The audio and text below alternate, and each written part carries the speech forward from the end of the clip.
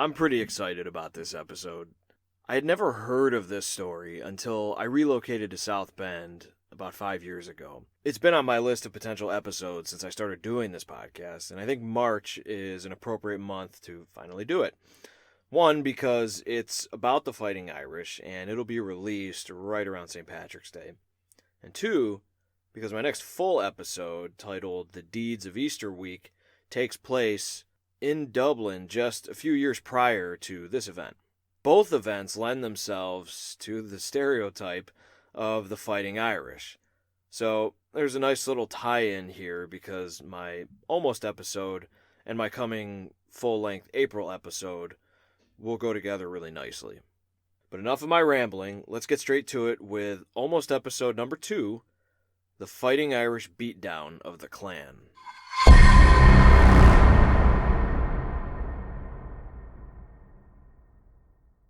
By the year 1924, the Ku Klux Klan was a major political force, not only across the country, but particularly in the state of Indiana. By this time, it had existed for roughly 60 years, originally opposing Republican-led Reconstruction after the Civil War, and ultimately resorting to racial persecution and murder. Around the turn of the century, however, they had largely gone underground, and the movement seemed to be about out of steam. That is until a little silent film came out in 1915 called Birth of a Nation. The film was significant for a number of reasons. It pioneered many technological breakthroughs in the film industry. It was a massive commercial success, and it even had the honor of being the first American film screened at the White House, by Woodrow Wilson, by the way. And it was also extremely racist, such as white actors in blackface sexually assaulting white women, and then are gloriously rescued by none other than the Ku Klux Klan. The popularity of Birth of a Nation led to a huge resurgence in the real KKK. At the peak of their power entering the Roaring Twenties, the Klan had become more inclusive in their hatred, you might say.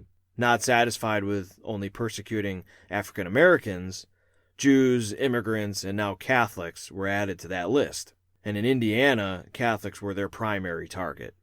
So, why Catholics? Well, the answer to that is there just really weren't that many other minority groups in Indiana at the time. And Catholic immigrants to the United States were often mistrusted by the WASPy types.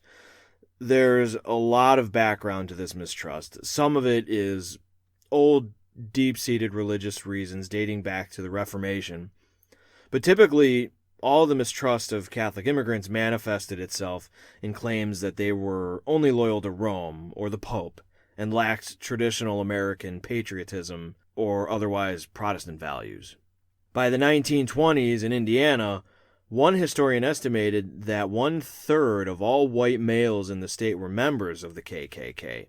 This enormous success can be wholly attributed to their Grand Dragon, a man named D.C. Stevenson. He led a massive recruitment and rebranding campaign, selling the new Klan as a kinder, gentler organization, with an emphasis on social fraternity and promoting family values and American patriotism. With his enormous membership, Stevenson found himself wielding enormous political power in Indiana. The University of Notre Dame, founded in 1842, was made famous in no small part due to its football teams. As Notre Dame began beating old, respected, Protestant Ivy League schools, many members of the Klan saw this as a symbolic rise in the status for the Irish Catholics in America. And Irish Catholics, no doubt, saw this for themselves as well. In addition to this, Notre Dame was intent on proudly flaunting its Catholic identity. IrishEcho.com said in one article, quote, Father John O'Hara, for example, invited the press to cover the football team's tradition of receiving communion before games. It made for a marvelous image, a bunch of tough young men who prayed before they played. Gone, it seems, were the days when American Catholics felt that they had to keep their religion out of the public eye for fear of sparking an anti-Catholic reaction. End quote. And thus, South Bend became a target for the Klan. The Klan had already demonstrated their kinder, gentler methods in the fall of 1923 when they descended on the University of Dayton, a predominantly Catholic college. There they ignited their infamous crosses around the university and set off firebombs. Some people were injured, but none seriously. Leading up to the planned 3-day rally in South Bend, the Klan's official newspaper, the Fiery Cross, began circulating on Notre Dame campus. The day before the rally, Notre Dame president Reverend Walsh and prefect of discipline Reverend O'Donnell met with the South Bend police chief Larry Lane and expressed their concerns over the rally.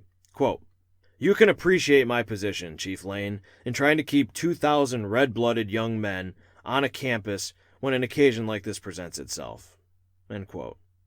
Despite the university's concerns, on May 17, 1924, men carrying white robes folded under their arms began stepping off the trains that entered South Bend. And they were greeted by nice young men who offered to show the Klansmen the location of their meeting. Each man would follow the students down a side street, into a dark alley, and then were essentially jumped by Irish Catholic college kids who hated everything that these men stood for. The dazed and beaten Klansmen would emerge from the alley, bruised, bloodied, missing their white robes and hood, and perhaps a little wiser for the world. As more of the Klansmen arrived and the veil of trickery was lifted, the 100 or so students just simply started beating the crap out of the group in broad daylight. They tore their robes off and forced many back on the train. Other Klansmen were chased by the mob of students down to their headquarters, a building in downtown South Bend, marked by a cross made from glowing red bulbs in the third-floor window. The first floor of the building was a grocery store, and what lay before a group of pissed-off Irish students? Barrels of potatoes. The students, naturally, started hurling the potatoes at the fiery cross in the window on the third floor, but none could hit the symbol of hatred. That is until the right kid for the job stepped up. An article documenting this event from the Notre Dame website details what happened next. Quote, "The crowd called forth Harry Stoldryer, the football team quarterback, who would be immortalized 5 months later as one of the Four Horsemen. He reared back and let loose a potato from his cannon of an arm. The crowd leaned in and traced a perfect arc and went wild when the light bulb exploded in a shower of sparks." End quote. The crowd erupted in cheering and applause, and in a state of wild excitement, they rushed up the stairs of the building. Leading the charge was a kid named Bill Fooey, a sophomore from Fort Wayne, who also happened to be wearing a robe and hat that he had stolen from a Klansman. But midway up, a Baptist preacher emerged into the doorway and stuck a pistol in Bill's chest, and the group wisely retreated from the now armed Klansmen. Sobering their spirits a bit, 4 seniors met with the Klan leaders and attempted to negotiate a truce. They struck a deal that if the Klan agreed to hold their rally without weapons and their iconic robes, then the students would disperse. Thus, the agreement was reached, and the students let the men be. When the men's Grand Dragon, Stevenson, arrived on the scene, seeing his men beaten, swollen, and bruised from getting the snot kicked out of them by a bunch of kids, he went straight to the police for protection. And remember, Stevenson carries a lot of political power in the state of Indiana. By the time Monday had rolled around, the St. Joseph County Sheriff had deputized around 30 Klansmen, and together with officers from the county and city, they made sure that the Klan rally was well protected from any more incidences.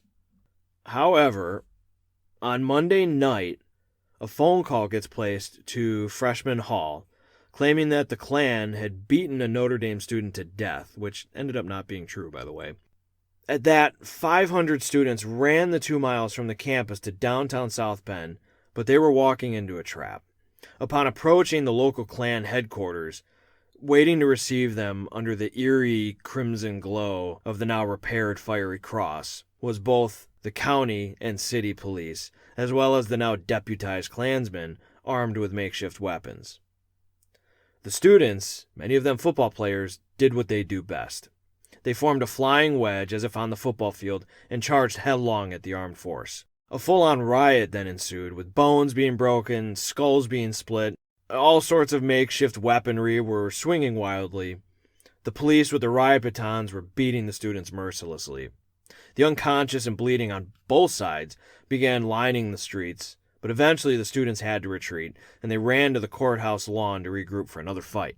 But that's when their college president arrived on the scene, Reverend Walsh, and he climbed on top of a cannon, actually, which was serving as a monument on the courthouse lawn, and his voice cut through the clamors of the students. Quote, "Whatever challenge may have been offered tonight to your patriotism, whatever insult may have been offered to your religion, you can show your loyalty to Notre Dame and to South Bend by ignoring all threats. A single injury to a Notre Dame student would be too great a price to pay for any deed or any program that concerned itself with antagonism. I should dislike very much to be obliged to make explanations to the parents of any student who might be injured or even killed." End quote.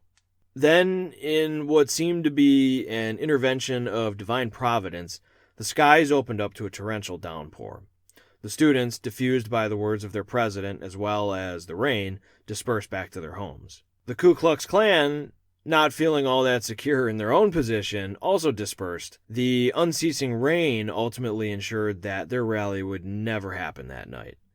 The Klan left South Bend, failing to ever hold their rally, but using their media influences were able to get pieces published branding the students as, quote, papal pirates, and calling them, quote, the street blackguard. They made over-the-top claims. One of them was that a student stole a baby out of a carriage and smacked it and then threw it back to the mother. There's nothing else to back that up other than what the Klan said.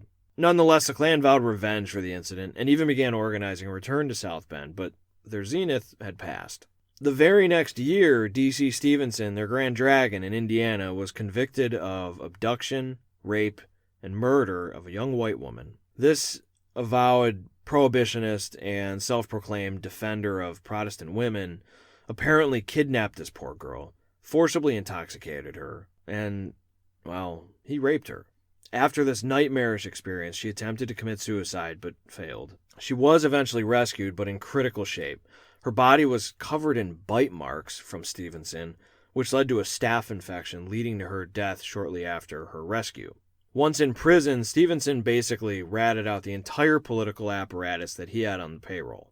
The governor of Indiana, the mayor of Indianapolis, lawyers, party chairmen, all were swept up in federal investigations, and the Klan in Indiana came crashing down. As for the Notre Dame students, the university was allegedly a tad embarrassed by their student body living up to the stereotype of a bunch of Irish brawling in the street and hurling potatoes. But nonetheless, in 1927, just 2 years after the beatdown, that embarrassment didn't stop Notre Dame President Walsh from officially adopting the new nickname for the school, the Fighting Irish.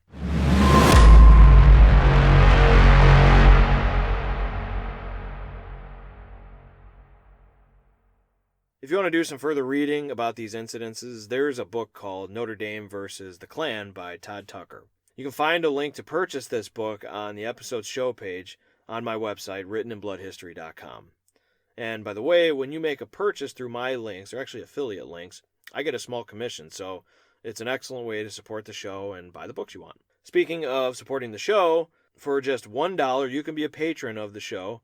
Your dollar will go towards offsetting the cost of running a podcast and hosting and all of that. The link to my Patreon page can be found on my website, writteninbloodhistory.com, or you can go directly to the Patreon page at patreon.com/writteninbloodhistory. Patrons get early access to episodes and behind-the-scenes view of content creation, and they also get a shout-out on the next episode. With that being said, I need to thank my sister Courtney for not only her amazing artwork she does for the full-length episodes, but also for being my first patron. So I really appreciate that. I also need to give a shout-out to Kara from the Peacoat Travels blog and host of the hashtag Time Travel Talks history discussions on Twitter. She's been a big promoter of my show, and now with her being a patron as well, I can't thank her enough. If you've enjoyed what you've heard today, please consider giving me one of those 5-star ratings and reviews on wherever you listen. Not only does it help people find me, but it also gives me a nice little dopamine hit. As always, thank you for listening to Written in Blood History. See you later.